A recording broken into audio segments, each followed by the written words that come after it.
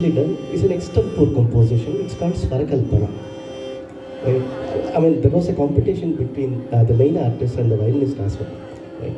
Whatever she has actually done, it's complemented by the violin artist. Excellent. Sadhguru Muthuswami Dikshitar గారు చాలా compositions చేశారు. ఈరోజు వినాయక చవితి ఈ నవరాత్రులు కనుక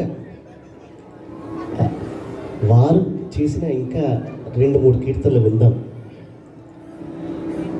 వీరి గొప్పతనం ఏమిటంటే వీరు ముత్తుస్వామి దీక్షితార్ వారు తిరుత్తు అనే ప్లేస్లో, మనకు తిరుపతి దగ్గర తిరుత్తు అనేది సుబ్రహ్మణ్య స్వామి క్షేత్రం.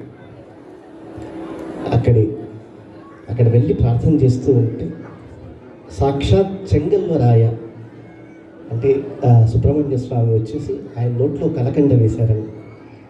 ఆ కలకండ వేసిన తర్వాత మొదటి కీర్తని మనం మాయామాళా గోడ అని రాగంలో అంతా నేర్చుకుంటాం. దానిలోనే శ్రీనాథాది గురుగోహో జయతి జయతి అనే కీర్తన మొదలెట్టు. దానిలో ఏంటంటే ఆరోహణ అవరోహణ అన్ని 3 కాలాలు మనం ఏదైతే నేర్చుకుంటామో దాన్ని నిబిడీకృతం చేసి అలా ప్రతి ఒక్క కీర్తనలో ఒక రహస్యాన్ని పెట్టి చేసిన వారు మన ముత్తుస్వామి దీక్షితార్ గారు.